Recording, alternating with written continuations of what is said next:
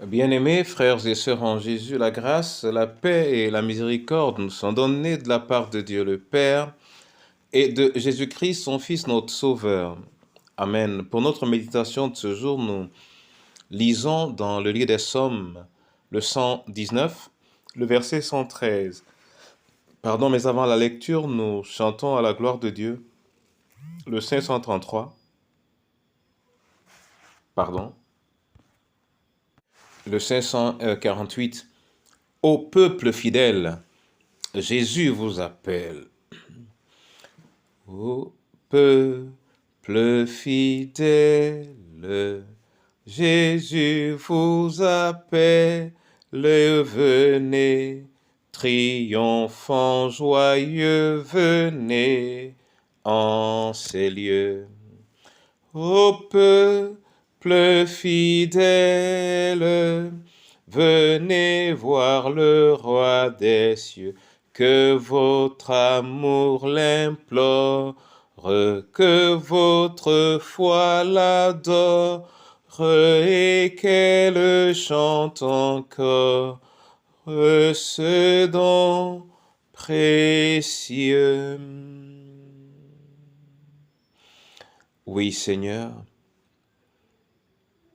nous voulons te chanter en exprimant ta volonté, te chanter en disant ta parole. Viens nous illuminer à travers elle en ce jour. Au nom de Jésus-Christ de Nazareth. Amen.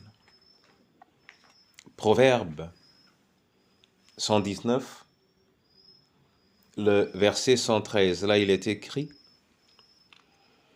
je lis dans la version Tob, « Je déteste les cœurs partagés et j'aime ta loi. » Amen.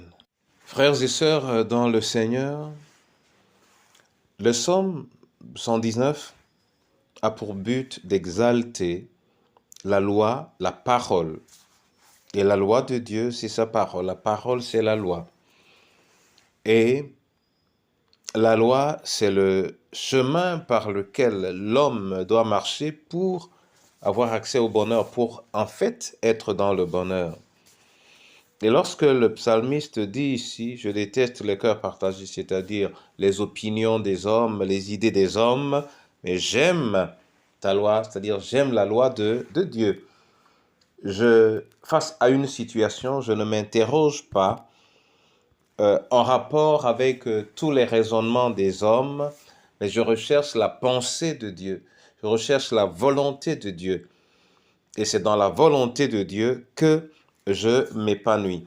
C'est donc ici la loi de Dieu, la volonté de Dieu qui est aimée et détester les pensées des hommes qui facilement peuvent nous éloigner de la pensée de Dieu et de la volonté de Dieu.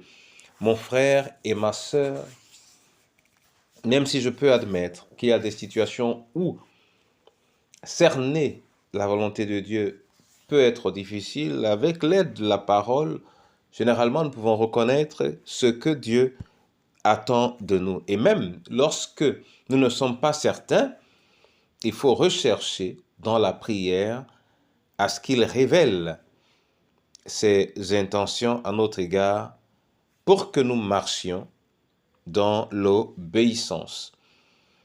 Car aimer la loi, c'est vouloir appliquer la loi et c'est vouloir vivre dans l'obéissance. Que le Seigneur nous apprenne à ne pas être entraînés par toutes les tendances, mais de se laisser diriger par la volonté de Dieu. Par la volonté de Dieu. Et en marchant dans sa volonté, quelles que soient les saisons, nous ne saurons éviter la gloire qui a été promise dans le nom de Jésus-Christ. Amen. Seigneur Dieu, les pensées des hommes, aussi intelligentes puissent-elles être, n'égaleront jamais ta parole, ta pensée ou ta loi. C'est pourquoi je te prie ce jour de toujours nous révéler ta pensée. C'est pourquoi je te prie ce jour de nous apprendre à te prier afin que tu nous révèles ta pensée. Mais te priant, Seigneur, fais qu'au départ, notre cœur aime ta pensée. Parce que c'est en elle que nous avons la vie. C'est en elle que nous avons la vie en abondance.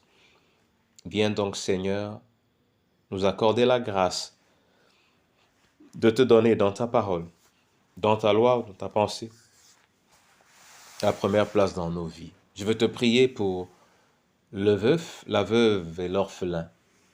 Je veux te prier, Seigneur, pour le malade, pour le prisonnier, pour le seul et pour l'abandonné, homme ou femme, mère ou père. Je veux te prier pour les sans-abri. Je veux te prier, Seigneur, pour tous ceux qui, d'une manière ou d'une autre, souffrent dans leur chair.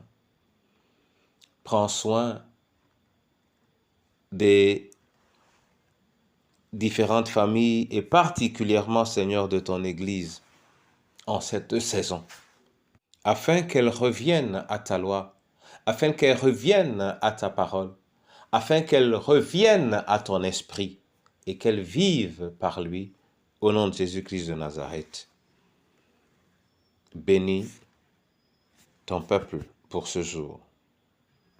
Amen.